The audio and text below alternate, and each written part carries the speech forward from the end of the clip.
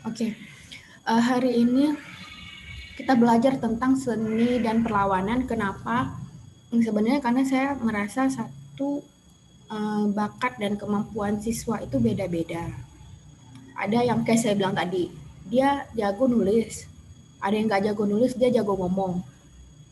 Ada yang nggak jago nulis, nggak jago ngomong, tapi jagonya di seni gitu. Saya punya temen yang eh, ekspresi politik dia kalau dia di kebetulan nulis juga jago, tapi dia lebih jago kalau dia mengekspresikannya dengan karya seni gitu. Dia lebih jago, lebih ekspresif dan ternyata lebih keren daripada yang buat tulisan gitu. Jadi gini, mana tahu kalian ada yang kan saya tuh suka tuh buat penugasan tulis atau audio recording. Karena saya membayangkan mungkin ada yang nggak jago nulis tapi dia jago kemampuan verbal. Tapi ada satu lagi yang harusnya juga sebenarnya saya udah buat juga sih di curhat politik itu, saya udah tulis juga sih apa aja ekspresi kamu, it's okay gitu. Jadi jangan sampai ada siswa yang merasa tidak diakomodir kecerdasannya. Um, itu jadi saya mau kasih lihat ada berbagai bentuk ekspresi lain juga yang mungkin kalian jadi merasa aku kemampuan aku sebenarnya di situ loh gitu. Dan ke depan kalian boleh mengekspresikannya. Jadi sebenarnya dengan saya itu pilihan. Ketika saya kasih tugas, kasih latihan, kamu boleh milih mau mengekspresikannya itu dengan cara apa. Jadi nggak sekaku, oh cuman tulisan doang, tulisan pun kamu mau apa.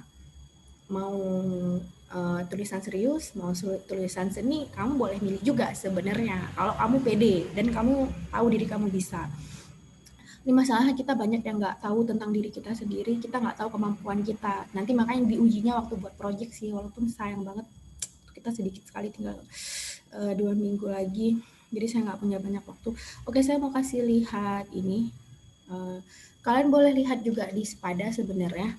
Saya udah pernah suruh share screen ya. Saya udah pernah suruh kalian beberapa juga buat buat dilihat di Spada. Nah, bentuknya workshop sih. Mungkin kan mau lihat di sini atau lihat di Spada juga boleh ya. Nah, saya udah buat ini basisnya workshop sih ini. Ya, ini bukan penugasan biasa. Workshop seni dan sastra sosial politik. Nanti ini juga berlaku untuk pelajaran ini ya. Sosiologi. Saya bisa fotografi Bu dikit-dikit. Oke, nice. Bisa dikembangkan bakat kamu. Jadi gini, kamu bayangin, saya harus jujur bilang memang sih di sistem pendidikan kita bakat siswa, bukan cuma siswa, siapa aja itu kurang diakomodir. Orang cuma dianggap keren kalau bisa jawab soal choice gitu. Tapi orang-orang yang jago di bidang seni itu nggak diakui kesannya. Ya ini pengalaman banyak orang. Bukan hanya di pelajaran seni, tapi di semua pelajaran kayak gitu. Misalnya gimana ada siswa yang saya pernah ini waktu ngajar, siswanya itu dia jago nge-rap, anak SMP padahal. Jadi dia kalau saya nanya, dia cara jawabnya nge-rap gitu, seriusan gitu. Jadi kayak kamu bayangin bakat kayak gitu nggak diakomodir, lalu kan dia dianggap bodoh, tapi dia pinter, cuman dia lebih bisa mengekspresikannya lewat rap gitu. Tapi karena saya kayak yang saya harus mengakomodir nih kecerdasan anak ini mungkin kecerdasannya memang di musik, jadi saya tetap kasih nilai bagus. Tapi kan nggak semua pengajar begitu gitu. Saya berusaha seakomodatif mungkin terhadap bakat bakat manusia yang dikasih Tuhan kayak gitu. Saya mau kasih tahu manusia itu punya 9 kecerdasan ya. Sedangkan sistem kita hanya mengakomodir satu kecerdasan aja, yaitu logika, matematika. Tapi seni ya alam juga. Tapi alam ini bukan hanya untuk di pelajaran IPA, tapi ekspresi untuk semua hal juga. Kemudian untuk yang jago interpersonal, intrapersonal, kemampuan dalam penguasaan diri sehingga orang-orang ini nanti punya kapasitas jadi psikolog. Nah, itu bakat intrapersonal, interpersonal, logis matematis, kemudian spasial. ini yang jago sama ruang, seni rupa, seni itu di sini, seni 3 dimensi dan segala macam itu di sini. Apalagi ada 8 kecerdasan manusia. Kinestetik. Ada yang kamu nggak bisa ngomong, nggak bisa nulis, kamu bisa mengekspresikan lewat tubuh kamu. Makanya ada seniman-seniman yang jago sekali mengekspresikan termasuk ekspresi sosial politik mereka itu lewat drama, lewat teatrikal, atau bahkan lewat pantomim. Nggak ngomong, cuman tubuhnya doang yang mengekspresikan, tapi keren banget. Nah itu justru lebih populer sekarang. Zaman dulu jadul itu iya cuma nulis. Nah saya juga mau kasih lihat bahwa tulisan pun berkembang. Oke, ini kita langsung aja ya. Kalian silahkan sambil mengenali bakat kalian sendiri. Ini ada puisi-puisi. Nah, di kalian, oke, bukan hanya di kalian sih. Ingat nggak sih saya pernah kasih bagan elit sama, saya kasih lihat aja lah ya. Saya mau di bagan ini nih, di bagan ini elit dengan rakyat. Oke, this is. Nah, yang di sini kan kepemimpinan kekuatan jelas ya, bahwa militer kita, produk hukum kita, pengadilan kita, penjara kita itu dikuasai elit. Kalau kamu macem-macem, kamu bakal dihajar sama elit. Yang kebetulan ini dalam konteks negara kita ya, dan masyarakat kita. Nah, tapi sialnya kepemimpinan ide itu juga dipegang sama elit. Dalam hal bahwa yang namanya lembaga pendidikan, bahkan institusi agama, media massa, seni budaya, itu diarahkan untuk tidak bicara tentang politik. Jadi kamu sebelum masa Soeharto ada namanya kayak misalnya Lekra atau organisasi atau komunitas-komunitas seniman yang mereka tuh ngomong sosial politik. Mereka mau bilang bahwa hello, seni dan sastra itu juga bisa jadi alat perlawanan. Tapi sejak masuk masa Soeharto,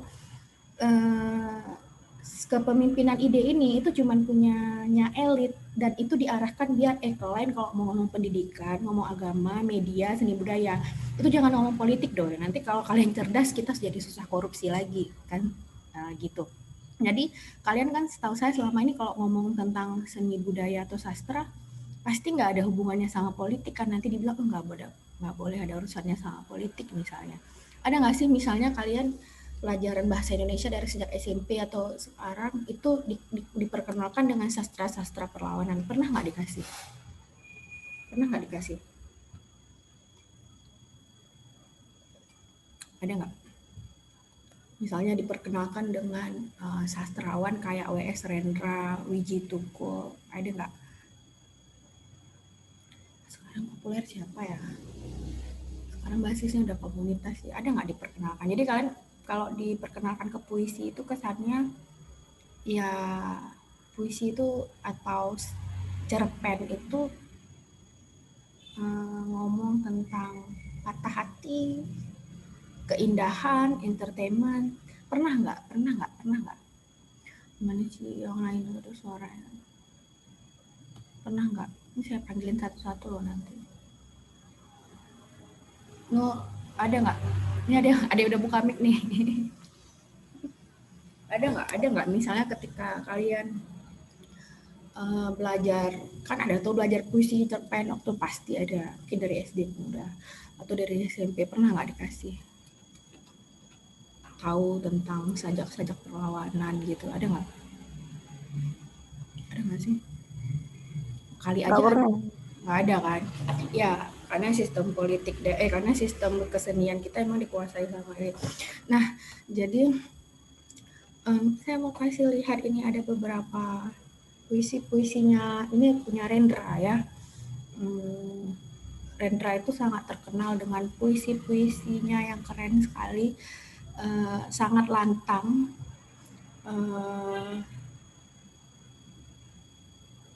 Ini dia, kalian ada yang jago baca puisi nggak sih? Bantu saya dong, masa saya yang baca? Kalau saya baca flat banget lah jadinya. Semalam ada 5 bintang dijahit. Oke, ada nggak sih? Ada yang mau bantu saya baca nggak sih? Nanti bisa aja sih saya baca, tapi flat banget karena saya bukan seorang seniman, bukan sastrawan. Walaupun nanti bentar lagi saya panggil juga sih. Ini ada banyak sekali puisi-puisi, ini saya kasih satu bandel, kalian bisa lihat. Tapi kalau saya pribadi itu paling suka puisinya Rendra itu yang bentar ya, Sajak Anak Muda.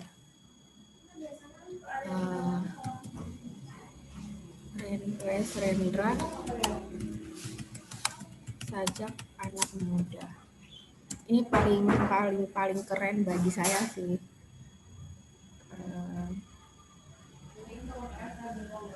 Walaupun ini kalian boleh lihat 6 sajak yang paling populer dari Rendra.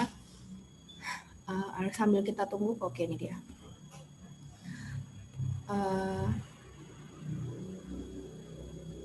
Oh my god, loadingnya jadi susah.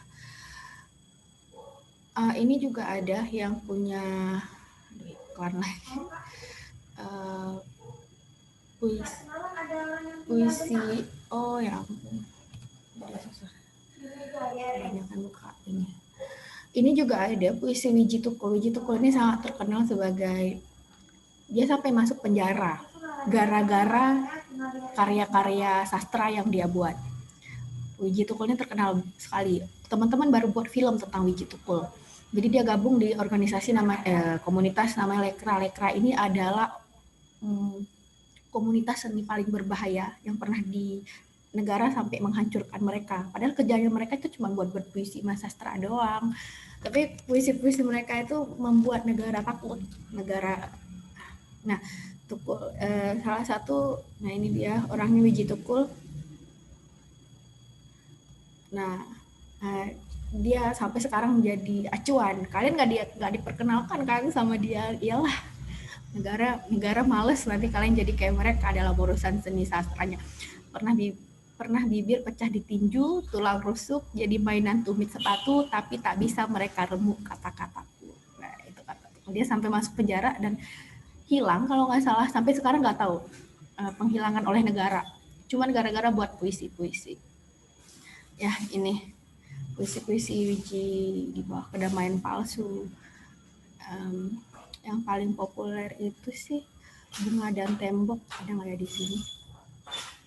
Jadi ada juga satu buku isinya, saya pernah lihat satu buku tebal isinya karya puisi-puisi Wiji Tukul, dan itu sangat keren sekali. Kerennya karena itu tadi negara sampai harus nyulik dia. Itu tapi karena masa Orde Baru ya. Oke, apakah nasib kita akan seperti sepeda rongsokan, karatan? Oh tidak, Dik. Kita harus membaca lagi agar bisa menuliskan isi kepala dan memahami dunia. Jadi para seniman ini kayak Rendra, kayak Wiji Tukul, mereka itu bukan main di, kalian selama ini mungkin kalau ngomong lihat puisi itu kan tentang keindahan, saking indahnya nggak bisa dipahami, enggak. Mereka itu mainnya di isi. Nah, sorry ya sedikit berisik. Karena di warung kopi. Nah, jadi isi misalnya, oke, saya mau kasih lihat tentang Sajak Anak Muda punya Rendra ini.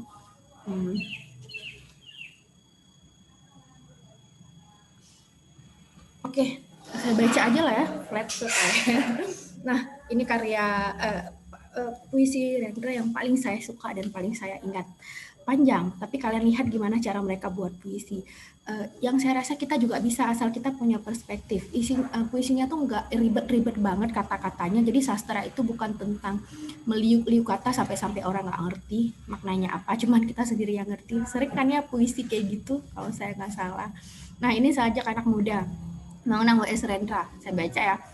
Kita adalah angkatan gagap yang diperanakan oleh angkatan takabur. Kita kurang pendidikan resmi di dalam hal keadilan karena tidak diajarkan berpolitik dan tidak diajar dasar ilmu hukum. Kita melihat kabur pribadi orang karena tidak diajarkan kebatinan atau ilmu jiwa. Kita tidak mengerti uraian pikir lurus karena tidak diajar filsafat atau logika. Apakah kita tidak dimaksud untuk mengerti itu semua? Apakah kita hanya dipersiapkan untuk menjadi alat saja? Inilah gambaran rata-rata pemuda tamatan SLA, SMA sebenarnya. Pemuda menjelang dewasa. Dasar pendidikan kita adalah kepatuhan, bukan pertukaran pikiran. Ilmu sekolah adalah ilmu hafalan dan bukan ilmu latihan menguraikan. dasar keadilan di dalam pergaulan, serta pengetahuan akan kelakuan manusia sebagai kelompok atau sebagai pribadi, tidak dianggap sebagai ilmu yang perlu dikaji atau diuji. Kenyataan di dunia menjadi remang-remang. Gejala-gejala yang muncul lalu lalang tidak bisa kita hubung-hubungkan. Kita marah pada diri sendiri, kita sebal terhadap masa depan. Lalu akhirnya menikmati masa bodoh dan santai. Di dalam kegagapan, kita hanya bisa membeli dan memakai, tanpa bisa mencipta. Kita tidak bisa memimpin, tetapi hanya bisa berkuasa, persis seperti bapak-bapak kita. Pendidikan negeri ini berkiblat ke barat. Di sana anak-anak memang dipersiapkan untuk menjadi alat dari industri. Dan industri mereka bekerja tanpa henti. Tetapi kita dipersiapkan menjadi alat apa? Kita hanya menjadi alat birokrasi. Dan birokrasi menjadi berlebihan, tanpa kegunaan, menjadi menalu di dahan. Gelap, pandanganku gelap. Pendidikan tidak memberikan pencerahan. Latihan-latihan tidak memberi pekerjaan. Gelap, penuh keluh kesahku gelap. Orang yang hidup di dalam pengangguran. Apakah yang terjadi di sekitarku ini? Karena tidak bisa kita tafsirkan, lebih enak kita lari ke dalam puisi ganja. Apakah artinya tanda-tanda yang rumit ini? Apakah ini? Apakah ini?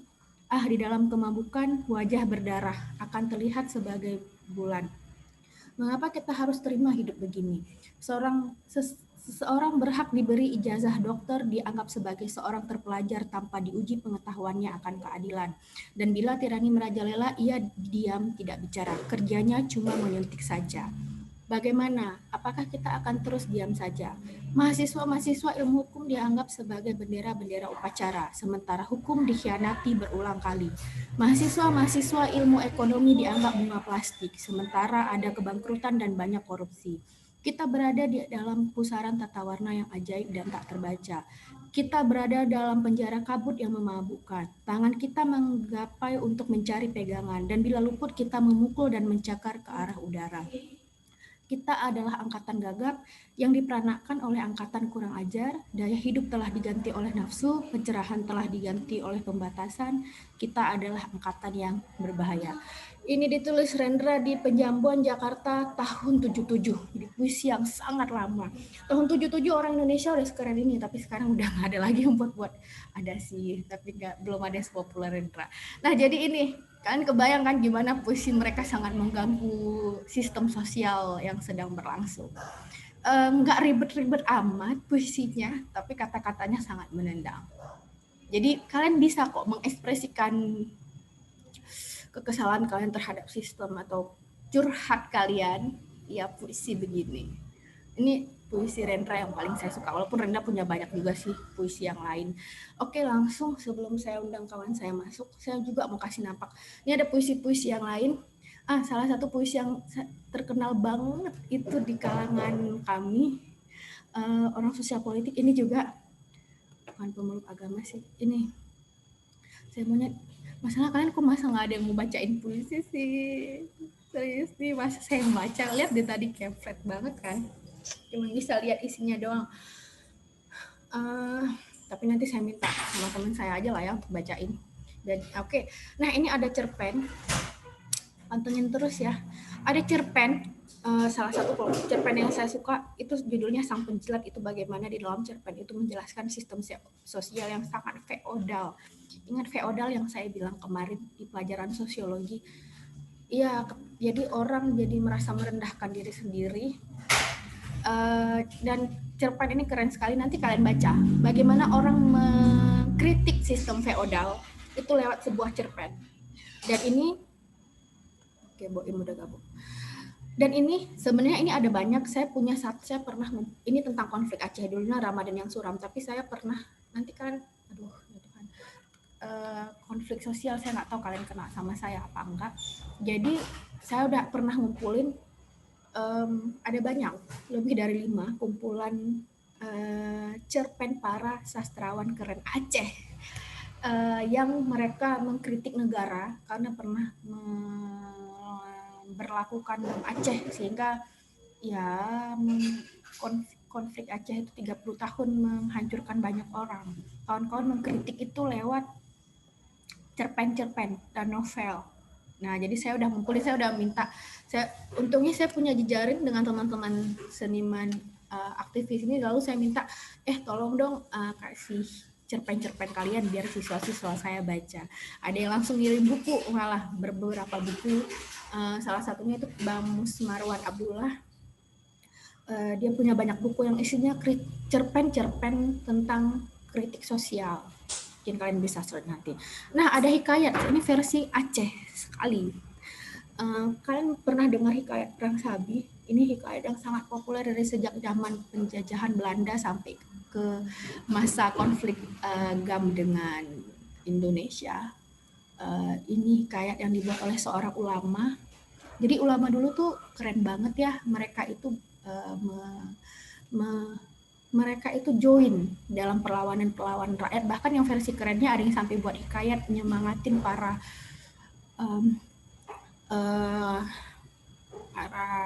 pejuang gitu. Waktu itu ini, saya lupa siapa nama yang buat hikayat tersebut. Jadi beliau itu lagi nggak di tempat, tapi kemudian dia buatin hikayat. Ada yang dibuat versi terbarunya, nanti saya kasih lihat videonya di bawah, semoga bisa kelihatan videonya. Versi milenial, mungkin kalian tahu Orang Utan Squad. Ya, saya suka banget sama mereka karena mereka yang lagi rajin-rajinnya melakukan kritik sosial versi hip hop milenial ya. Jadi ternyata di Aceh ada ya gitu-gitu. Nah, ini yang versi seni rupa. Yang pertama mural. Mural ini yang di dinding-dinding. Mirip ada yang versi graffiti. Tapi kalau yang gambarnya kompleks begini, ini namanya mural. Ya, mungkin ada yang jago. Biasanya cowok-cowok jago deh buat beginian. Ya, mural. Ini Korupsi Harus Mati. Dan ini di lapangan, kalau kalian ke depan Stadion Lampinang, stadion apa sih namanya? Apa sih nama stadion yang di depan Lampinang itu? Yang di Lampinang itu? Stadion di Murtala, Bu. Di Murtala. Kalau kalian ke depannya itu, pernah tuh sekali waktu orang KIP minta para seniman aktivis untuk buat mural di depan. Jadi isi di depannya itu mural-mural tentang waktu itu tentang pemilu. Makanya ada jangan ganggu pemilu dengan berita palsu. Lalu ini juga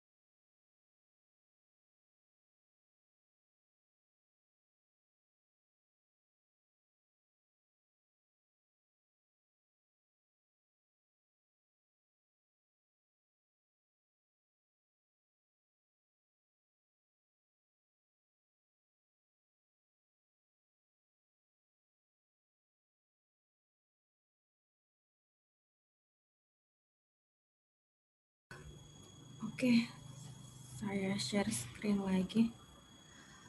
Nah ini yang paling keren, mural. Ini sebenarnya mural, bisa dibilang mural, bisa dibilang lukisan.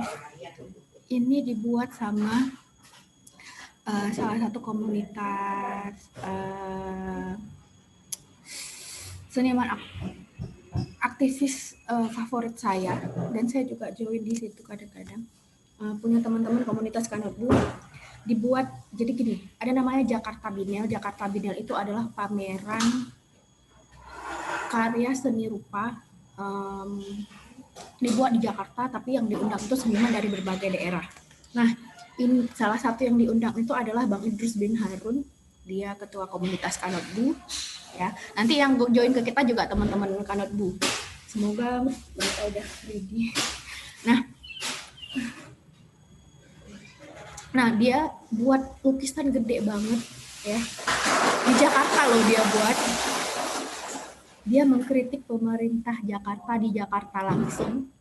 Itu dia mau bilang dia mau mengkritik ya Bhinneka Tunggal Ika, tapi dalam versi masyarakat Aceh yang sudah mengalami konflik selama 30 tahun. Judulnya jadinya Boneka Tinggal Luka. Dilihat sama orang-orang, bahkan sampai masuk media-media, ada yang sampai masuk media internasional kalau nggak salah. Ini kritik pemerintah gitu. Nah, jadi ini dibuat jadi seperti ini.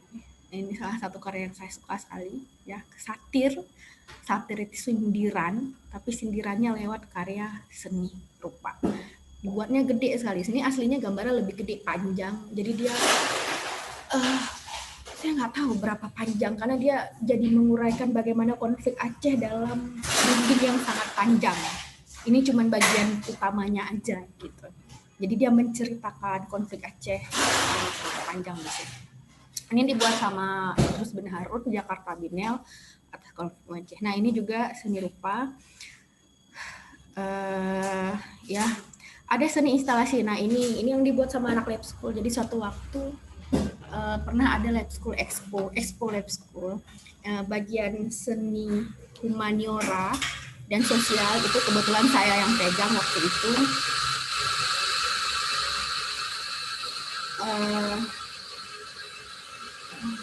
Saya yang pegang, kita buat seni instalasi. Ini namanya seni instalasi. Jadi ada namanya aksi kamisan.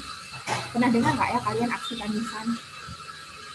Aksi kamisan itu adalah aksi yang dibuat oleh korban pelanggaran HAM selama berapa puluh tahun ya. Mereka berdiri dengan pakai payung hitam di depan istana mereka, istana negara. Hampir setiap minggu atau setiap bulan itu mereka lakukan puluhan tahun untuk menuntut keadilan atas anak-anaknya yang hilang dan dibunuh negara. Jadi kita buat apa ya, seni instalasinya kayak gini nih. Jadi kuburan, ini gambar korban-korban pelanggaran HAM, lalu ini payungnya ini yang kelihatan ini, tapi di sekitaran itu tentang kalau diputar payungnya itu bisa kelihatan kasus-kasus pelanggaran HAM. Itu kita buat di Expo Lab School di bagian yang humaniora. Ini seni instalasi. Dan ada ini juga, ini mengkritik budaya konsumerisme. Kita buat jadi begini, apa harus begini baru dibilang manusia modern. Ini seni instalasi, sederhana kan, tapi punya makna. Nah, ini seni instalasi. Kemudian ini juga seni instalasi tanah. Kemudian kita taruh gambar-gambar para petani, jangan rampas tanah kami. Nah, ini ekspresi-ekspresi yang sederhana tapi punya makna dalam. Kalian bisa buat dengan cara seperti ini. Ada meme dan komik kayak saya suka banget sekarang share meme itu lebih dalam kadang-kadang maknanya daripada tulisan panjang-panjang. Ini kayak gini nih, lihat saja saya akan belajar giat dan membalas perbuatan kalian yang suka menindas kaum kami. Tapi begitu dia jadi kesempatan di posisi itu, nindas juga rupanya. Tai lalat kalian tahu mungkin sering lihat ya. Kadang-kadang dia buat inversi beginian, saya suka ya. Atau ada komik nih ya, kabar heboh ada susu kental manis tapi nggak ada susunya. Waktu heboh-heboh susu kental manis ada hashtag ganti presiden tapi nggak ada capresnya. Kampanye rumah DP 0% tapi nggak ada rumahnya. Ini lebih parah, ada gubernur tapi nggak ada hasil kerjanya. Nah, teman-teman sekarang udah lebih kreatif sih. Nah, ini yang buat kartun model begini, Aku Perempuan Petani, dibuat sama Anissa Rizkiana ya. Dia suka buat kartun model begini. Kadang-kadang dia kalau lagi suntuk dia buat tentang diri dia sendiri. Kadang kalau dia rajin dia buat juga tentang kayak gini. Aku perempuan petani yang merawat dan mengolah benih-benih ini menjadi pangan agar sampai ke piring rakyat dan pejabat. Dan tani adalah kerja yang terhormat. Maka setiap hari kami berhak atas lahan dan penghidupan. Sederhana ya, nggak kompleks banget, tapi cantik dan pesannya ada sampai. Nah, ini yang versi komik model begini. Nah, ada yang ini keren sekali juga, Gam and Hell. Boleh kalian lihat, saya juga suka. Gam and Hell ini kerjanya nyindir pemerintah dan dia berani sekali, saya lihat. Ini lihat nih, kritik dia. Gini kan, perkenalkan ini Francisca dan Asbung. Suaminya sehari-hari mereka bekerja di ladang sendiri yang luasnya mencapai 2 hektar. Selain itu, Francisca dan Asbung menyadap pohon karet yang mereka tanam di kebun seluas 3 hektar milik mereka. Inilah sumber penghasilan mereka. ya. Namun 8 tahun terakhir Francisca dan Asbung tak punya ladang kebun. Mereka ini tinggal di tempat relokasi bersama 31 keluarga lainnya dari kampung yang sama. Relokasi itu tempat yang dipindahkan ya. Nah, kampung mereka yang berupa 1.420 hektar tanah adat, 30 hektar sawah, dan 170 oh my god, Ajut baru gabung. 170 hektar tanah individu termasuk kebun karet telah dikonversi oleh korporasi. Ajut, setelah sekali kamu gabung. Tak tahu link, Bu. Oke. Kita lagi ngomong seni dan perlawanan. Ya, ini udah ketinggalan kamu. Nanti kamu lihat sendirilah page ini di Sepada yang ketinggalan ya. Nah, ini termasuk kebun karet telah dikonversi oleh korporasi-korporasi ini industri melalui berbagai cara menjadi kebun sawit. Apa yang terjadi bagi si Francisca dan Amul? Dulu kebutuhan primer dicukupi dengan berladang, penghasilan dari berjualan sayuran dan karet berkisar 3-3 juta rupiah per bulan. Kini mereka hanyalah buruh di perkebunan dengan upah 70.000 rupiah per hari, di mana sangat pas-pasan untuk beli beras dan sayuran. Mereka tersingkir di tanah sendiri. Jadi ini keren sekali komiknya, menggambarkan bahwa kalau ada korporasi yang bilang kami datang untuk mensejahterakan rakyat, itu bullshit. Ini kondisi yang terjadi di rakyat-rakyat yang lahannya diambil sama perusahaan. Yang ya mereka memang sih dikasih rumah baru, bisa aja. Itu pun kalau yang dikasih, mana ada ya selamanya ngasih sampai ngasih rumah baru, enggak sih. Sialnya cuma dikasih duit doang. Ini bahkan dikasih rumah, dikasih lahan, tapi penghasilan tetap ya. Dan ini ada lagi, nah ini yang fotografi nih, lihat gimana fotografinya keren banget, dan mereka melawan penindasan. Jadi kalian bisa jalan keliling-keliling untuk kasih show ke orang hal-hal yang orang nggak ngeh gitu melalui fotografi. Fotografi ini punya kekuatan yang sangat besar juga selama ini. Kawan-kawan nggak perlu ngomong, cukup foto lalu show ke orang, lalu orang melihat sendiri, bisa sampai nangis-nangis malah cuma dari foto doang. Nah, ini seni rupa digital ya, melukisnya di digital. Cobaan hidup nomor 21 hanya memberi janji, coblos saya. Ketika pemilih tiba, banyak orang nggak dikenal minta dipilih kita. Setelah pemilih lewat, orang yang terpilih nggak kenal lagi dengan kita. Terbukti hanya beri janji. Ini sindiran-sindiran mereka ya, ini lewat seni rupa digital melukisnya, tapi ini melukisnya udah langsung di kanvas digital.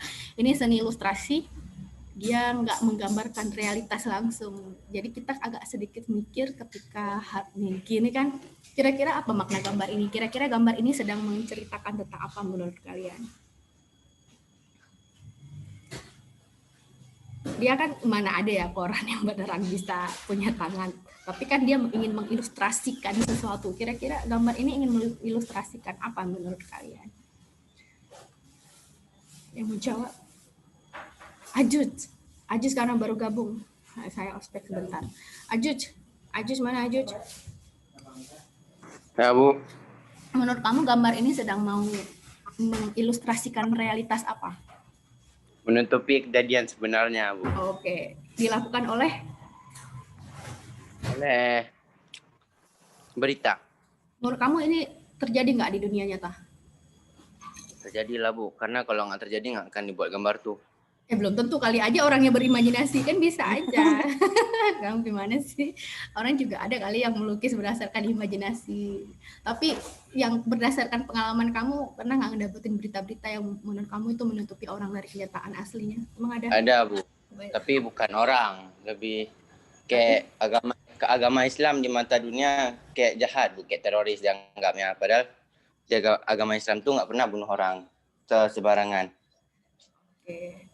Ada ya, jadinya Islamofobia. Iya, memang ada propaganda media yang dibuat ya untuk menutupi realitas agama, atau bahkan kayak yang saya bilang, emang kalian tahu tentang kondisi rakyat harian di media massa? Kan nggak tahu, media massa juga kan bakal tahu.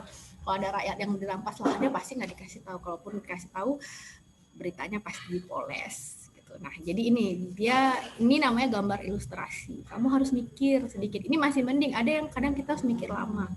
Kemudian Ini ada yang lewat buku desain digital dalam kaos. Lagi populer. Hansebu pakat perang. Hansama bagi po pingan. Bicah kongsi publo umum buang. Ini orang Aceh yang ngerti mungkin ya. Nah, ini dibuat sama teman-teman komunitas Kanebu juga, namanya Gelancing Trademark ya. Dan sekarang udah ada cukil kayu.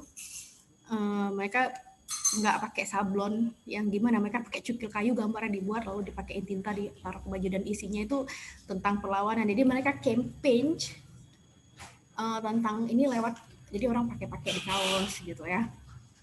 Ini ada yang nuga-nuga art. Nuga-nuga ini pernah dibuat sama teman-teman. Mereka pernah buat workshop atau bukan pegelaran sih. Iya, kita sebut agenda seni mereka. Sekali waktu semua seniman ngumpul, dan nuga-nuga art ini pakai kayu-kayu bekas.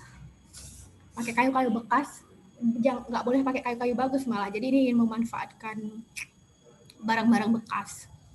Entah kayu-kayu sisa bakar juga boleh. Nah, ditulis di situ di kayu lewat pesan-pesan kayak gini nih. Tanoh kena Bah Indah tuh pulang ke anak cucu, be dicu aso le urung gereda. Orang Aceh ngerti ya Artinya maksudnya? apa, Bu? Ini yang nanya siapa? Arul. Orang mana? Orang Sinabang, Bu. Oh, oke. Ada orang Aceh yang mau ya? Orang Aceh ada di sini? Ada orang Aceh di sini? Yang ngerti bahasa Aceh deh. Mungkin ada orang Aceh yang ngerti bahasa Aceh. Orang Aceh ada di sini? Pasti ada yang ngerti apa? Ada orang Aceh. Ajut, kamu orang apa ya? Ajut? Aceh, Bu. Ngerti nggak? Ngerti nggak? Sikit. Sikit. Kapalo, gimana? Aduh, kalau tak awak drone. Kalau udah terjerabut dari akar kebudayaan sendiri kayaknya. Yang ngerti ada nggak? Yang ngerti semua ada nggak? Ada yang ngerti semua nggak? Masa orang Aceh KW semua sih di sini? Oh, malu loh sama yang bukan Aceh. Ampun. Boim, kamu orang mana, Boim? Boim udah gabung kan? Udah bisa belum mic kamu? Atau siapa ya? Siapa sih yang foto?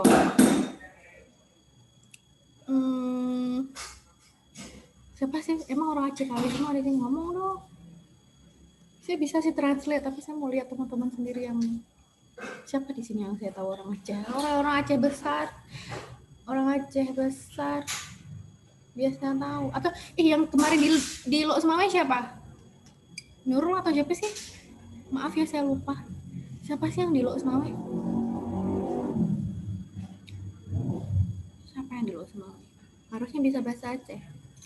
Ingat nggak siapa yang di Lok Semawai kemarin ada yang dari Lok Semawai dan masih di Lok Semawai? Nggak gabung ya? Udah Lok Semawai. Siapa di? Sabrina ngerti kan? Ngerti dikit, Bu. Masa kamu orang semua juga nggak ngerti semua? Aduh, sedih saya. Aduh.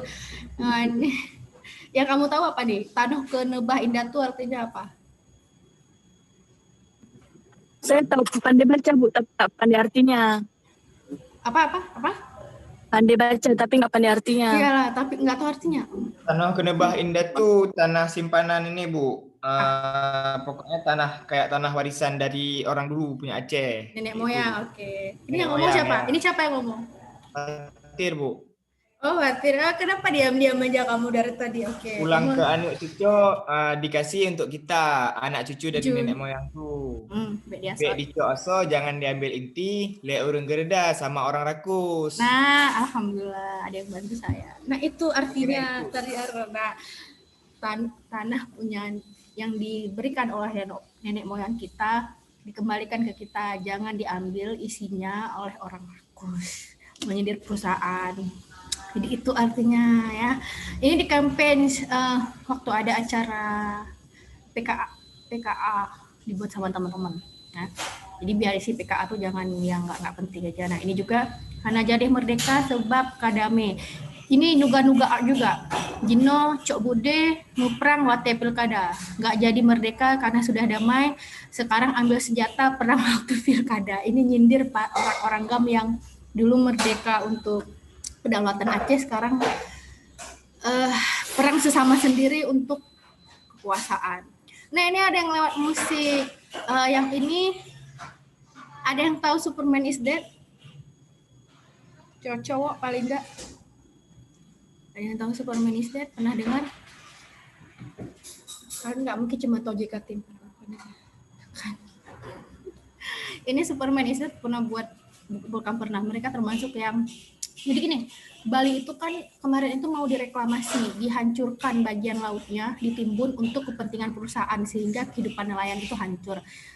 Jadi mereka berjuang habis-habisan selama sekian lama biar pemerintah mau mencabut izin perusahaan agar kehidupan nelayan tidak hancur. Nah, SID ini termasuk yang ikut campaign bareng rakyat, sering buat lagu-lagu tentang perlawanan. Aduh, ini siapa ya yang nggak di mute? Tolong. Saya nggak tahu siapa. Oke. Ini siapa ya yang nggak mute? Oke. Nah, jadi ini salah satu lagunya nih yang Sunset di Tanah Anarki ini kan ada ngomong tentang pelanggaran HAM. Ada dikasih nampak istrinya Munir di sini ya. Nah, ini Apache tahu? Apache tahu? Tahu, Bu. Nah, dia pernah jadi Abdia kemarin itu lagi masyarakatnya lagi konflik lahan sama PTCA ngerampas tanah rakyat dari tahun 98, ada yang berjuang sampai berdarah-darah. Lalu mereka sekarang lagi berjuang karena bupatinya juga ikut fight lawan perusahaan. Nah, Apache si Nazar dia orang Abdia, kebetulan dia juga buat campaign judulnya Pulang Tanah Kamu. Nanti kalau sempat kita dengar, karena saya bentar lagi mengundang teman, silahkan lihat gitu. Jadi Apache juga bukan cuma nyanyi lagu-lagu mewek, tapi juga ada lagu perlawanan versi Aceh Barat Selatan. Tapi karena teman-teman komunitas Kadotbu yang versi Aceh Timur Utara juga punya jenis lagu yang sama tentang Pulang Tanah Kamu, tapi lebih keras lagunya, musiknya. Isinya sama kerasnya tapi beda musiknya, sesuai dengan daerah masing-masing. Nah, ini juga ada Northeast Indonesia begitu katanya, isinya liriknya satir sekali. Nah, ini kalian tahu Orang Utan Squad lagi populer? Tahu? Tahu, Bu, tahu. Orang Utan itu isinya lagunya yang kerennya gini, saya nggak tahu sih mereka dapat perspektif dari mana anak muda. Jadi generasi tua tuh saya kasih lihat ke mereka, para aktivis 98, saya bilang, lihat nih generasi kami ngomong tentang perang Sabi gitu. Makanya mereka ngerasa narasi perlawanan di Aceh ini udah selesai, tapi enggak. Kan Orang Utan lagunya, mereka bahkan baru rilis lagu lagi kemarin, Kedonya judulnya kan. Mereka ingin buat narasi untuk nelayan dan petani gitu. Kayak wah, dari mana sih anak-anak muda ini dapat pesan, jadi keren. Jadi itu hip hop. Dan lebih senangnya lagi mereka mengkonversi semua bahasa. Mereka menggunakan semua bahasa di Aceh gitu. Jadi nggak kayak himne Aceh yang justru sangat Aceh doang. Tahu SID. Bukan cuman ini ya, himne Aceh kita ini bersama pemerintah tuh gobloknya malah cuma bahasa Aceh doang.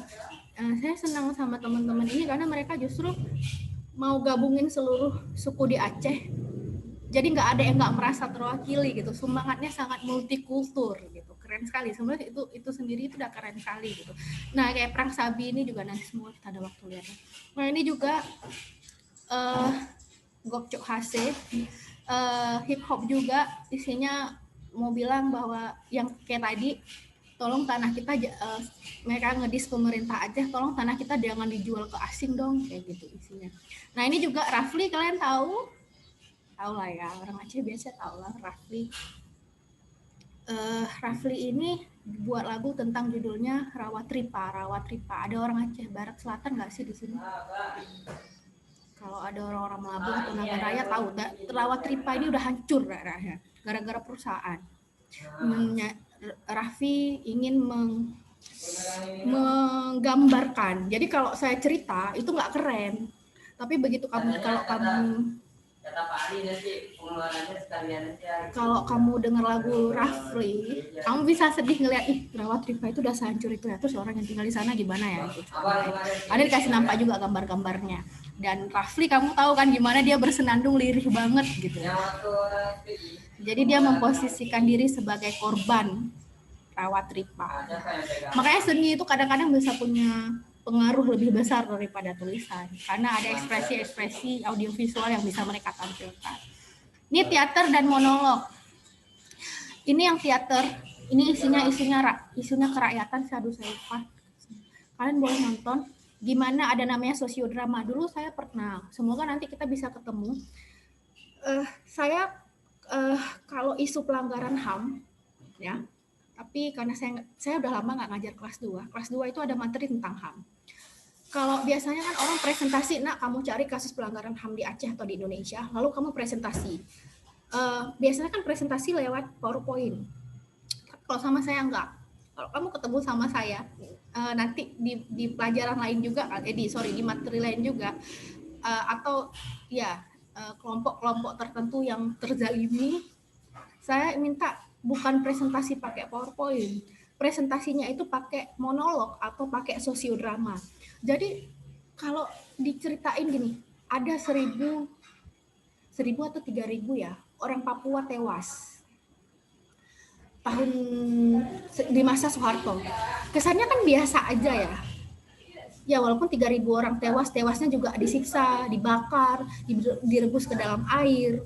Emang sih nampak parah gitu. Tapi itu nggak seberapa. Kalau kamu tolong presentasi data yang kamu dapat pakai monolog atau pakai sosiodrama. Itu siswa-siswa lain tuh ada yang sampai pernah nangis gitu. Saya sendiri juga pernah sih, waktu itu ada yang anak Gayo, dia minta, Bu, saya boleh ya pelanggaran HAM itu kasus di kampung saya.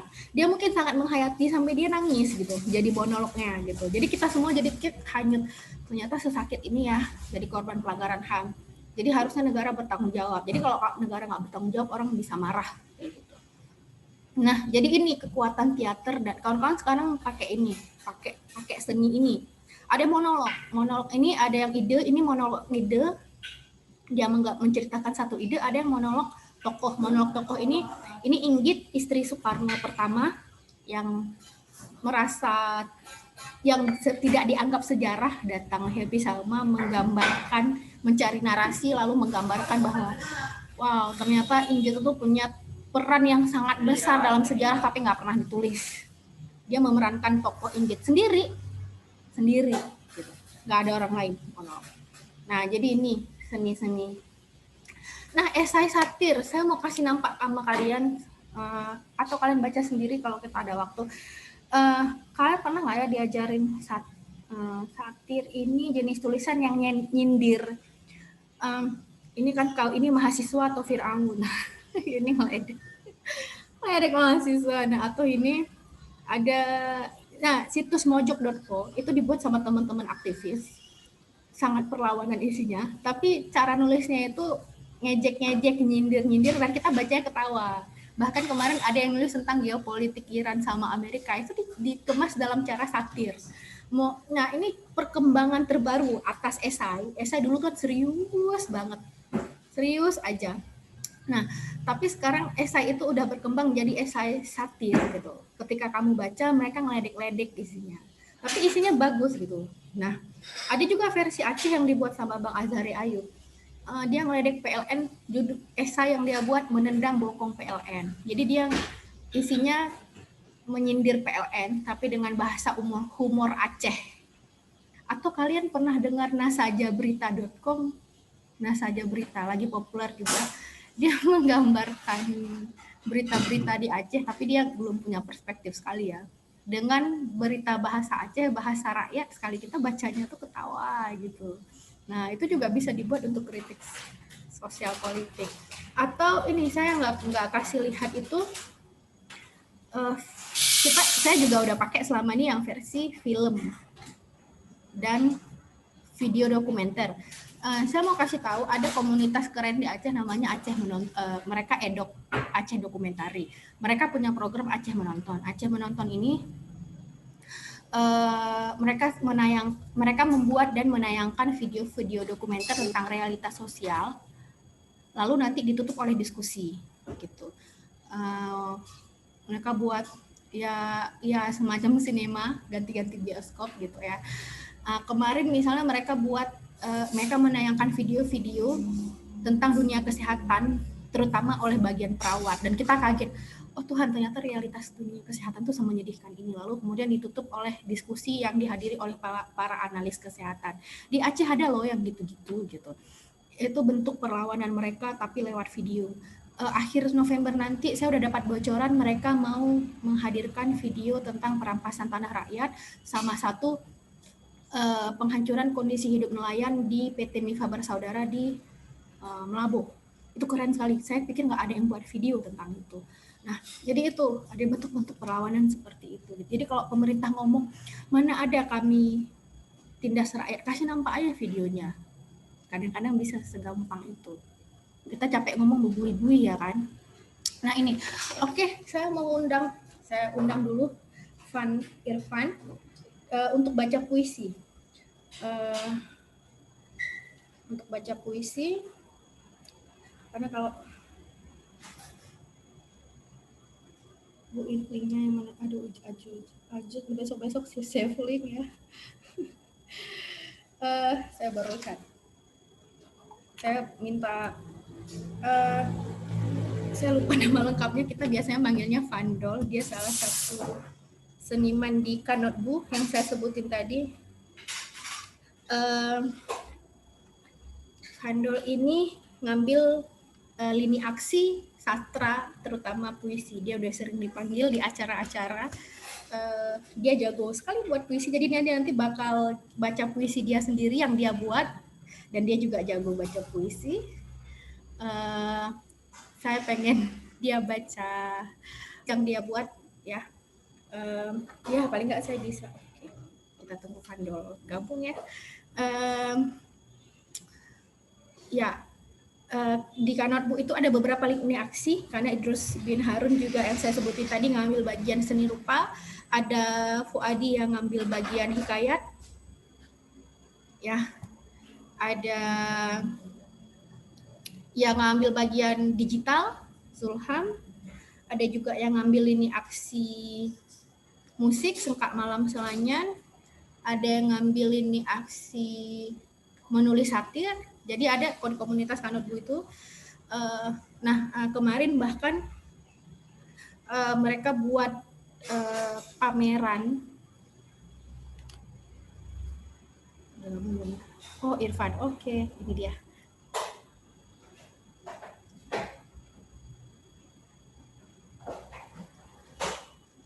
Halo Van, udah gabung?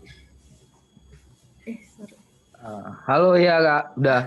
Oke, aku lagi cari di mana. Oke, Van. Ini lagi kelasku. Kami pelajaran kewarganegaraan lagi bahas seni dan sastra perlawanan. Ya, aku udah kasih gambaran beberapa ke mereka bahwa bahwa sosial politik itu juga bisa diekspresikan lewat sastra dan lewat seni. Nah, bagian puisi kalau aku yang baca, aku udah coba baca satu. Aku cuma pengen kasih lihat sih, tapi kan sangat flat ya. Aku mau ada seorang pakarnya. Jadi ini anak-anak namanya Irfan. Itu nama lengkapmu itu emang gitu ya, Van? Irfan M. Dulesa. Emang ya, bener ya? Iya, nama aku Irfan Maulana sih ya. Oh, oke. Dulesa itu apaan ya? Dulesa nama keren. Tambahan lah. Nama tambahan ada nggak ada di akte ya, ditambah-tambah sendiri. Oke. Jadi udah nyiapin puisi, Van? Ada ya? Ada. Aku bacain puisi aku sendiri atau puisi? Baca puisimu sendiri. Aku nanti bisa jadi minta kamu bacain puisi yang lain, tapi membantu aku. Tapi yang pertama aku mau kasih lihat bahwa memang ada seniman dan sastrawan Aceh yang jago buat puisi dan jago bacanya juga ya. Dirimu udah sering manggung di mana-mana kan sekarang juga aku lihat ya. Jadi kalau kita butuh sastrawan yang jago buat puisi, satu paket jago buat dan jago baca, kita biasa bakal kasih ke Irfan. Ya, jadi aku minta puisimu dibaca 1-2 puisi dan jangan malu-malu. Aku mau anak-anak melihat bahwa ada jenis sastra yang bisa jadi alat perlawanan juga dan ekspresi politik juga ya. Aku persilahkan panggung ke Irfan. Baik. Bentar ya Kak ya. Oke.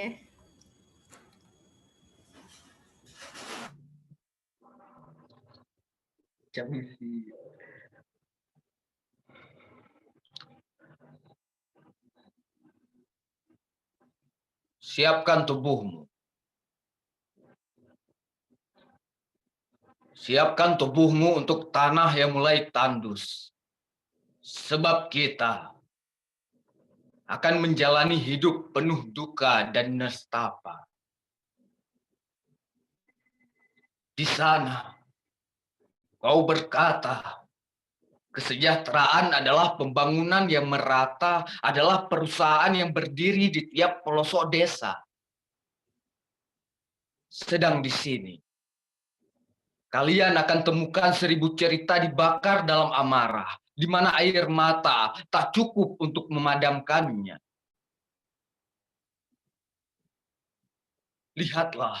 Lihatlah hutan-hutan yang mulai enggan menerima kicau burung, sebab tak ada lagi pepohonan yang menjalar di sana, serta petak-petak sawah yang kini mulai menjelma peta-peta kekuasaan.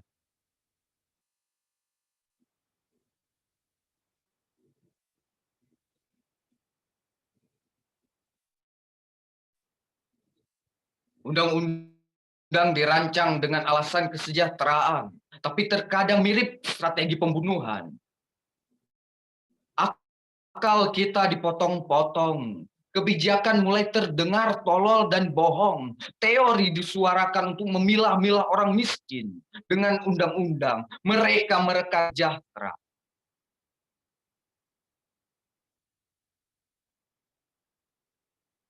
Ayolah kawan-kawan, bahu-membahu, serentak kita suarakan perlawanan, kita ganjang segala tantangan, kita tuding perbuatan kaum kapitalis birokrat yang menggarong kekayaan negara.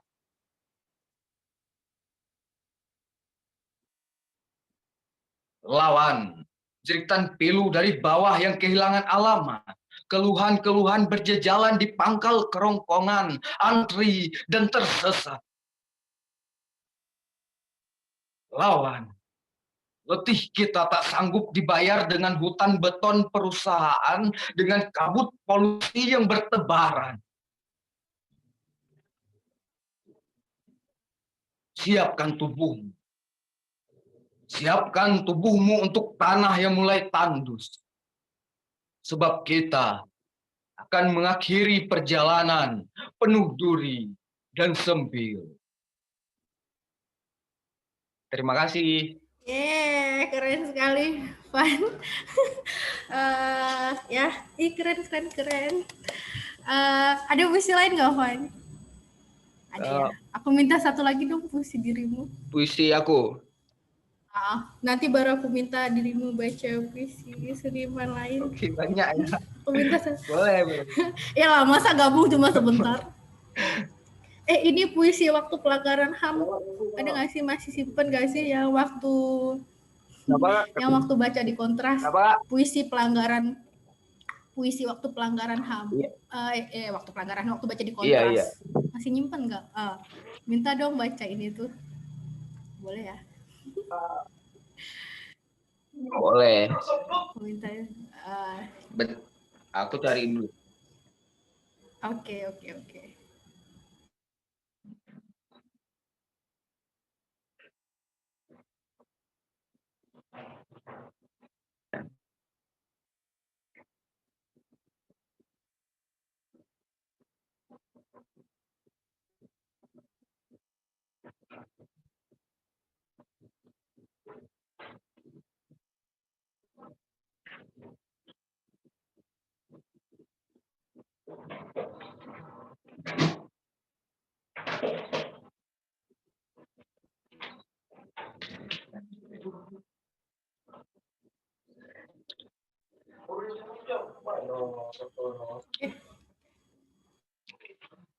Mulai ya.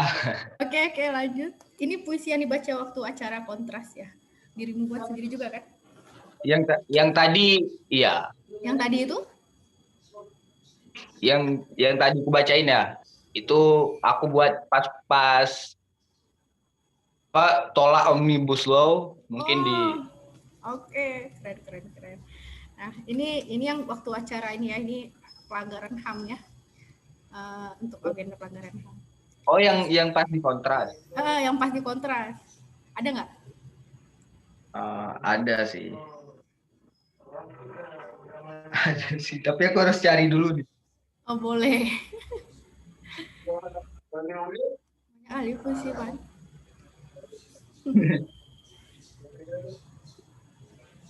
Oh, yang tadi itu untuk Omnibus Law ya? Iya.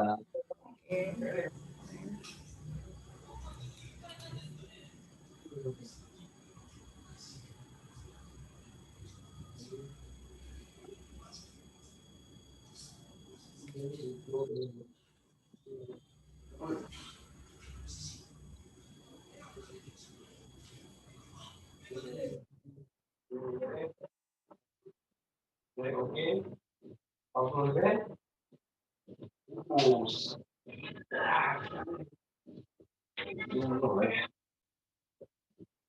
Nanti Bang.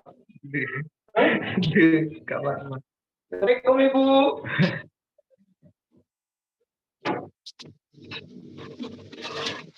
Aduh, mana ya? Pak, ada isu lain boleh juga sih, Pan, kalau udah nggak tahu lagi di mana. Atau ada isu lain apa? Kalau aku kan tadi ikut tahunya karena ada isu pelanggaran HAM, itu yang aku tahu kan. Atau isu apa lagi? Yang lain? Oke. Boleh deh, yang mana aja daripada nanti nggak dapet. Kira tadi langsung ada. Ya benar kan? Si Alam suruh minggir dong itu. Mengganggu aja. Alam didengar sama siswa loh ini, Alam jangan sembarangan ngomong. Dia mau masak nggak ada. I know. Mungkin backgroundmu nggak tepat aja kali ya, Pan. Oke, lanjut, Pan.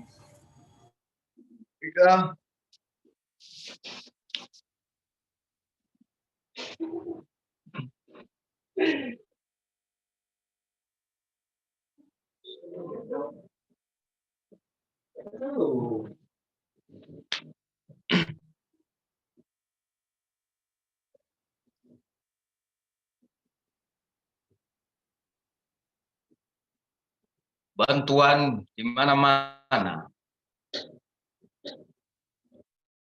Di tanah ini, para petani lebih kerap menanam tulang belulang dan menyiramnya dengan bau harum darah para martir tak bernama. Panenan tahun ini adalah dendam yang tumbuh subur di mana-mana. Karena diam-diam, angin turut menyebarkan pupuk beraroma kebencian. Kapan semua ini berakhir?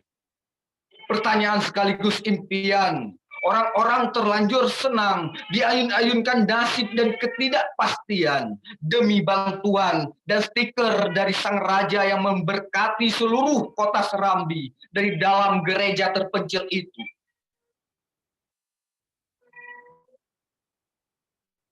Sang raja melihat orang-orang dengan mata tertutup kain hitam.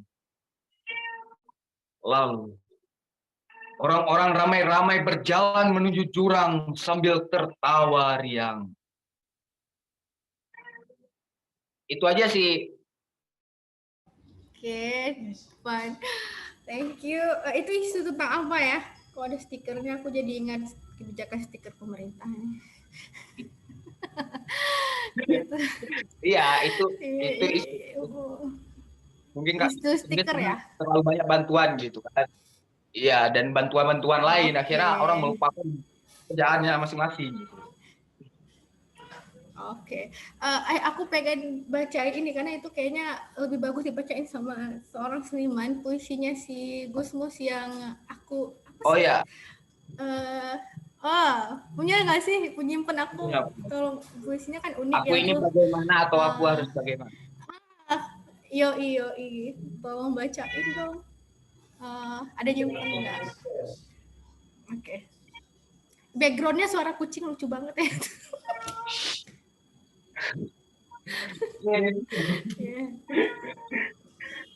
Maaf ya. Oke. Ya, nggak apa-apa deh, lanjut aja. Puisi Gusmus. Iya, puisi Gusmus yang tadi aku bilang. Oke.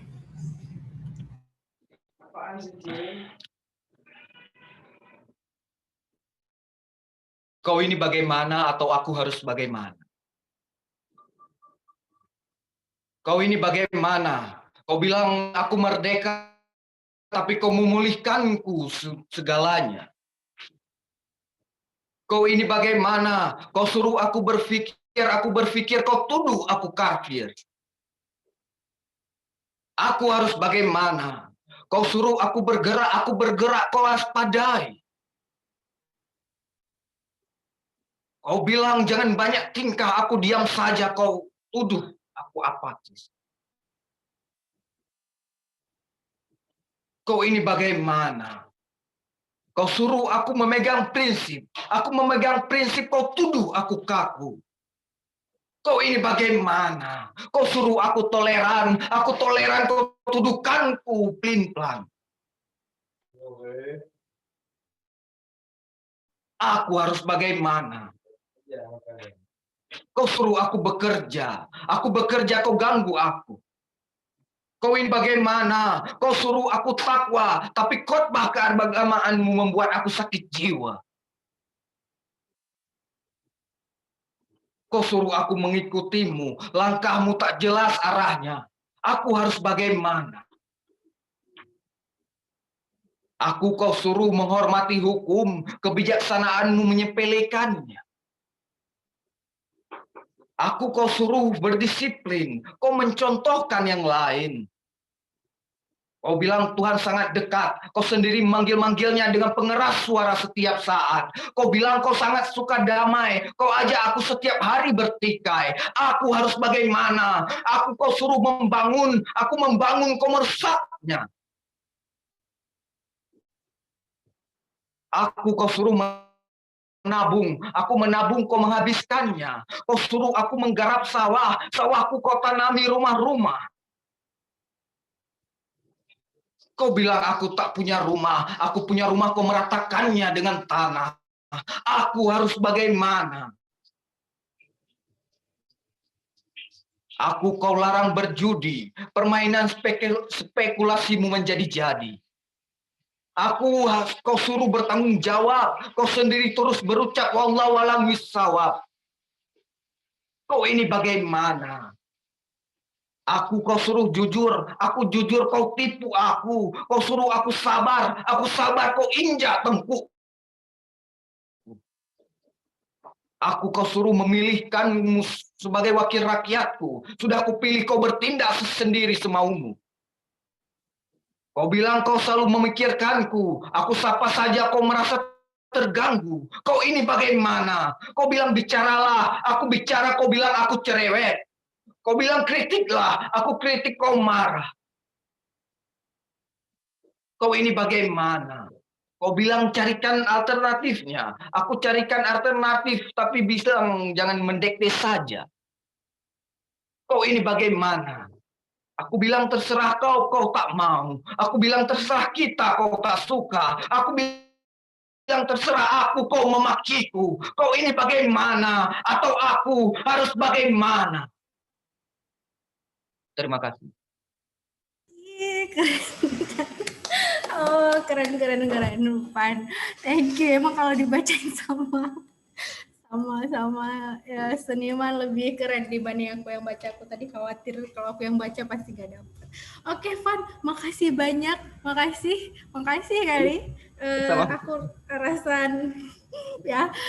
Oke, sekali lagi makasih. Aku harap anak-anak dapat pelajaran baru hari ini. Kalau mau live udah boleh, Van. Makasih.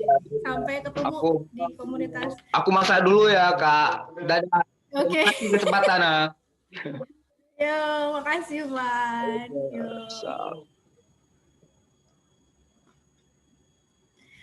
Oke, jadi itu kalian pada denger kan? Yang lain denger si Ivan baca puisi. Jadi itu tadi. Aku mau nilai.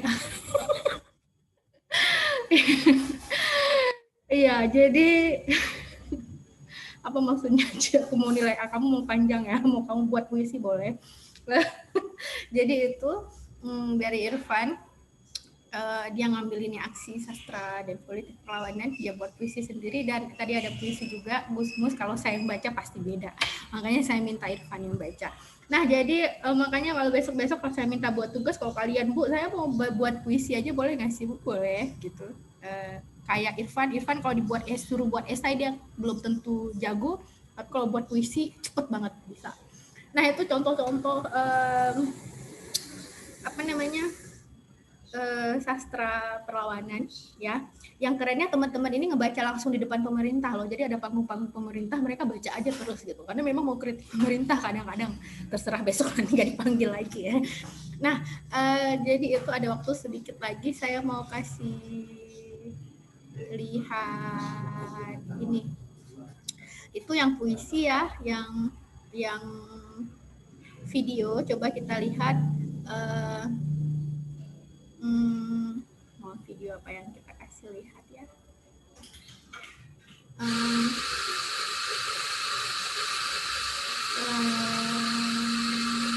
Kalau saya kasih lihat lagu Aceh nggak tahu takut semua ngerti ya? Ibu.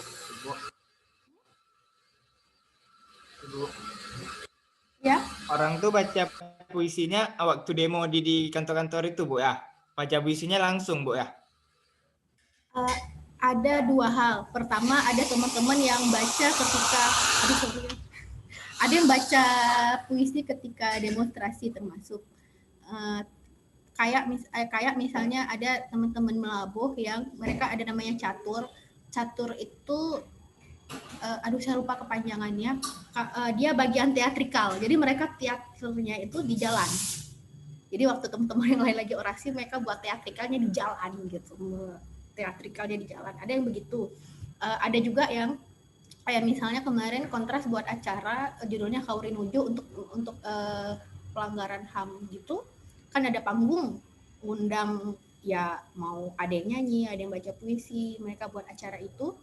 Mereka senimannya yang dipanggil itu kayak Irfan gitu. Jadi panggung kan ada tuh panggung apa sih kita bilang? Panggung bahkan yang dibuat pemerintah juga gitu. Pernah sekali waktu ada acara dibuat sama pemerintah Kota Banda Aceh, menghadirkan Iliza juga waktu itu, masa Iliza. Ya jadi kayak apa sih acara event apa gitu, itu Fuadi yang bagian hikayat sekalian musik, dia buat lagu judulnya Bu Eli. Dia mengkritik kebijakan Iliza tuh langsung di depan Ilizanya. Ada begitu. Ada yang mengambil jalan-jalan di panggung-panggung, ada yang di aksi. Makanya aksi juga teman-teman, ada yang baca puisi, ada yang buat teater di jalan gitu. Macam-macam. Karena tujuannya adalah kampanye. Kampanye itu orang ngerti realitas yang terjadi. Nah, jadi itu. Ya. Aduh, saya mau menampilkan video tapi udah jam 11. Kalau boleh kalian ini ya, nonton nih video-video ini untuk melihat gimana mereka mengekspresikan. Kayak misalnya Apache yang ikut kontribusi, sampai jadi NSP waktu itu. Pulang Tanah Kamu ini biar semua orang di Abdia itu punya semangat perlawanan yang sama waktu itu, membela rakyat, melawan BTCA. Juga ada Nostris ngejek, dia bukan ngejek sih, kalau saya bilang ngejek Pancasila kesannya radikal sekali, tapi maksudnya dia mau kritik bahwa butir-butir Pancasila itu dalam realitas itu kok nggak dikerjain ya, malah jadi lucu. Jadi ini cara mereka mengkritik. Ini yang bagian hip hop, bagian Raffi, yang punya Orang Utan Squad juga, silakan nonton. Juga teater dan monolog ini. Suatu saat pasti kalian, kalau kita panjang umur ketemu lama, pasti saya akan minta juga kalian buat monolog atau teatrikal, biar, karena saya juga kadang suka mengkritik kawan-kawan yang misalnya teman-teman aktivis yang kerja di pelanggaran HAM, kan mereka pengen menggambarkan korban-korban pelanggaran HAM. Ya kalau cuma cerita cuap-cuap gini, kita dengernya flat, oke, ada orang disiksa, dibakar, dibunuh, diperkosa di masa pelanggaran HAM. Dapat sifilnya, tapi nggak dapat amat. Tapi ketika itu diteaterkan, dimonologkan. Itu orang memposisikan diri dalam korban lalu diteaterkan, itu semua audiens itu bisa marah, bisa nangis, dan bisa menyampaikan kayak yang saya bilang tadi, bahwa kan kita dalam posisi transitional justice nih, harusnya untuk informasi kalian, Aceh ini sekarang dalam masa transitional justice. Transitional justice itu adalah masa peralihan dari masa konflik ke masa damai, tapi kan nggak bisa langsung, ada fase peralihan. Fase peralihan itu adalah fase di mana korban-korban itu harus dipenuhi haknya. Kamu bayangkan ada korban-korban yang diperkosa, ada korban yang dibunuh, ada korban yang hilang sampai sekarang nggak tahu kemana. Itu negara tanggung jawab. Lo negara yang udah kirim pasukan ribuan orang selama puluhan tahun nyiksa orang, atau juga dari pihak GAM sendiri atau pihak pemerintah atau pihak siapapun, tolong dong tanggung jawab. Nah, pelaku-pelaku itu diadili, reparasi korban, reformasi birokrasi, memastikan tidak berulang lagi. Aceh ini dalam fase transitional justice. Apa yang bisa orang-orang apa yang orang-orang bisa sumbangsihkan gitu. Nah, mereka ada kan namanya KKR, Komisi Kebenaran dan Rekonsiliasi. Mereka pengen mengkampanyekan, ada korban-korban yang sampai sekarang haknya nggak terpenuhi. Ya jangan cuma ceramah dong. Saya kadang suka kritik, kan buat dong teatrikal. Jadi orang tahu. Kemarin saya dengar cerita misalnya ada orang di kampung yang sampai hari ini masih nyediain piring untuk keluarganya yang udah hilang puluhan tahun karena sampai hari ini mayatnya nggak ketemu.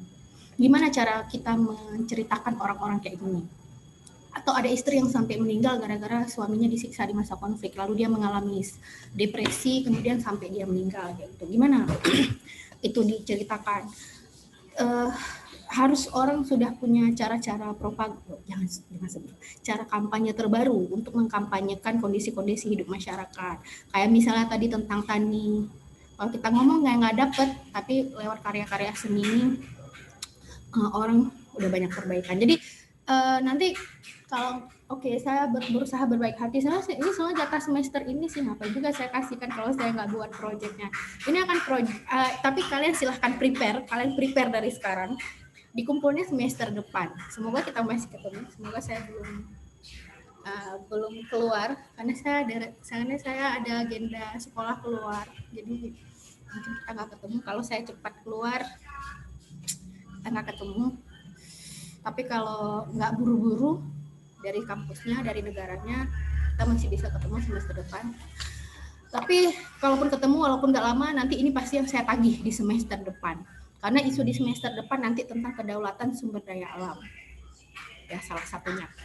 Kedaulatan sumber daya alam, isu toleransi, diskriminasi,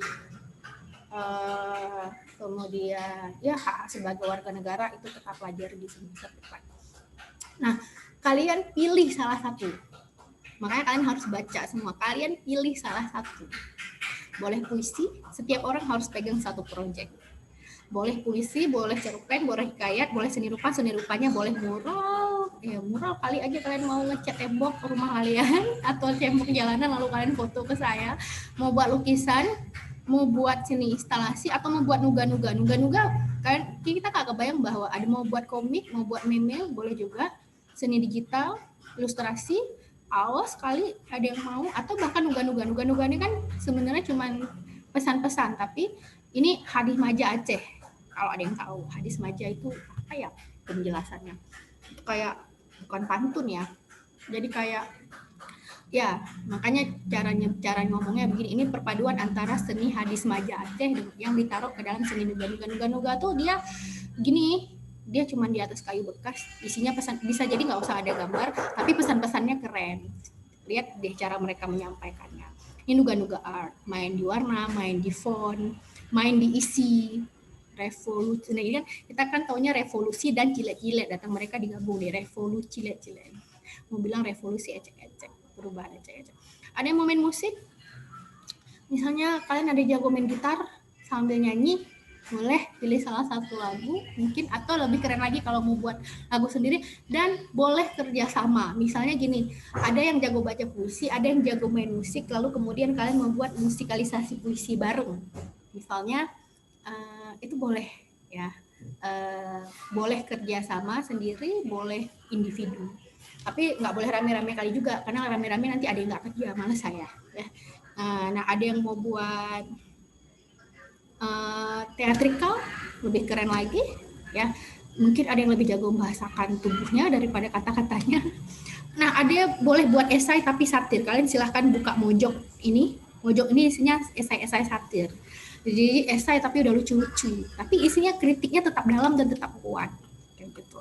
Jadi dunia udah berkembang sekarang. Saya mau kasih tahu dan mengapresiasi kalian punya bakat sini. Silahkan pilih satu proyek. Isu boleh isu sosial, boleh isu politik, apa saja yang udah kita pelajari, baik di sosiologi ataupun di PPKN, pilih salah satu, lalu kamu pilih kamu mau ngambil proyek bagian apa, ya. Tapi jangan ceplak karya orang ya, saya paling marah, itu nggak bermoral sekali. Boleh lihat contoh, kasih ibaratnya contohnya kayak gini. Ini kan saya kasih contoh, tapi konten dan karyanya tetap punya kamu, jangan niru ya, karena saya tahu nanti. Jadi nanti pilih salah satu proyek dan dikumpulnya di awal semester depan ya, kamu pilih. Saya entah kenapa percaya kalian punya bakat masing-masing, tinggal kalian gali. Hanya karena itu tidak diakomodir oleh sistem pendidikan kita bukan berarti nggak ada. Dan saya pengen kita nih, oke, kita jago ngomong, kita jago nulis, tapi juga kita cari bentuk-bentuk kampanye lain yang lebih kreatif kayak teman-teman kita tadi ya. Pilih ya salah satu proyek, silahkan lihat di sini. Boleh buat puisi, puisi-puisi yang ada di sini kalian boleh lihat. Tadi karya kayak model-model, dia bahasanya nggak ribet-ribet aman, tapi kita pertarungannya tuh di narasi, konten kayak gimana tadi, puisi-puisi kayak lucu banget kan, bukan yang kau ini bagaimana atau aku harus bagaimana gitu ya. Itu saya suka sekali puisi itu, populer sekali puisi itu, ngeledek ya. Nah itu, jadi nanti silahkan dipilih. Pertemuan minggu depan terakhir kemungkinan saat materi terakhir saya tentang pembagian kekuasaan pemerintah pusat dan daerah. Materi penting saya tentang sistem politik dan sistem pemerintahan, tapi dalam versi pembagian pemerintahan pusat dan daerah, biar kita jangan bodoh-bodoh kali soal. Jadi gini ya, kenapa materi itu penting? Ada kelucuan kayak gini loh. Kelucuannya, oke, saya stop share dulu. Ada kelucuan gini ya, suka orang Aceh, orang Indonesia. Jadi dia kritik nih pemerintah, terus dia udah keras, udah keren banget kritiknya, tapi begitu kita tanya, lu tahu nggak sih itu kerjaan pemerintah pusat atau daerah? Nggak tahu, pokoknya kerjaan pemerintah. Padahal yang dia kritiknya ke pemerintah pusat, padahal itu kerjaan pemerintah daerah. Kan konyol ya, konyol sekali gitu dan memalukan gitu. Kritiknya udah keren tapi salah alamat gitu. Jadi orang nggak ngerti bahwa ini loh tuh kerjaan pemerintah daerah, ini loh kerjaan pemerintah pusat gitu. Jadi jangan sembarangan nodong orang gitu. Konyol, nanti kita malu gitu. Habis itu kritiknya publik lagi kan. Minggu depan saya pengen kalian baca-baca. Ada bagan-bagan yang udah saya masukin ke PowerPoint ya, PowerPoint sistem politik sama sistem pemerintahan dan pemerintah pusat dan daerah tuh saya gabungin, maka kita cuma punya satu PowerPoint untuk 3 bab. 3 bab kita cuma punya satu PowerPoint.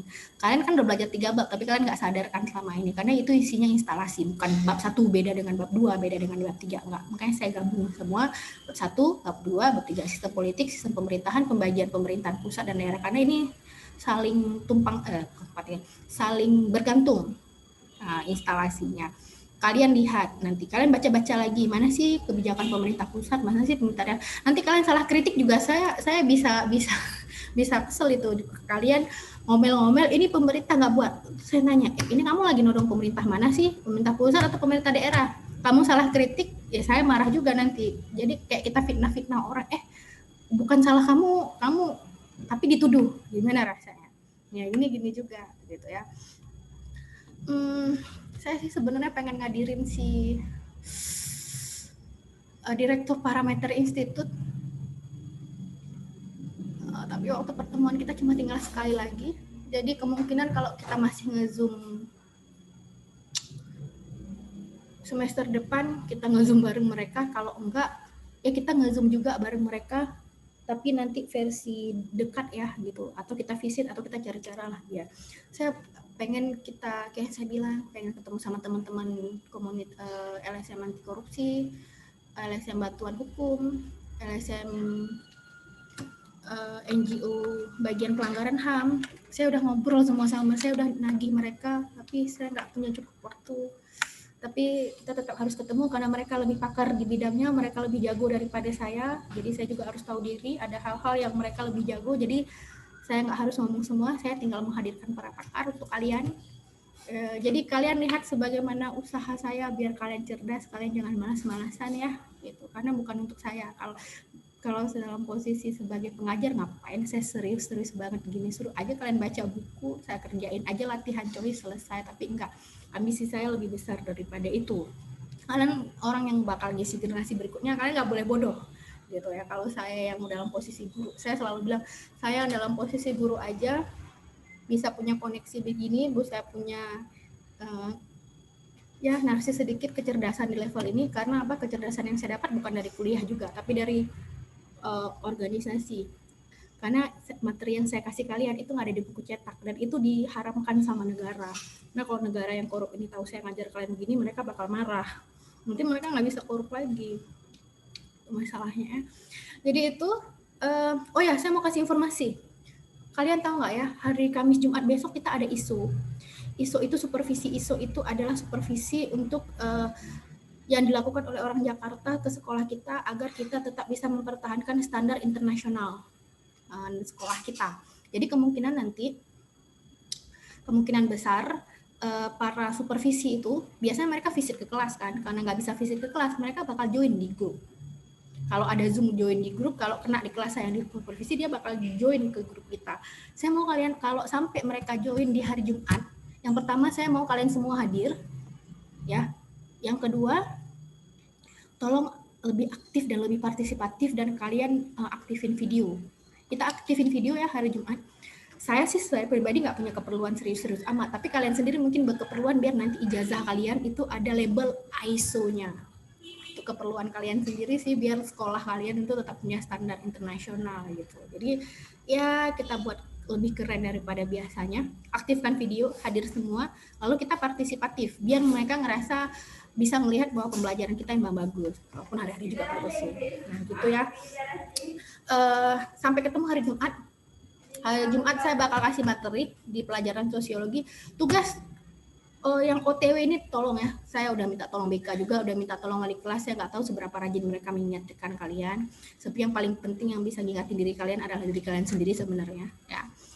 Jadi itu. Makasih untuk pembelajaran hari ini. Tugas tolong dibuat, materi silahkan lihat di sepada. Makasih untuk waktu dan kesempatannya. Mohon maaf kalau ada kekurangan ya. Assalamualaikum warahmatullahi wabarakatuh. Waalaikumsalam warahmatullahi Waalaikumsalam. Waalaikumsalam.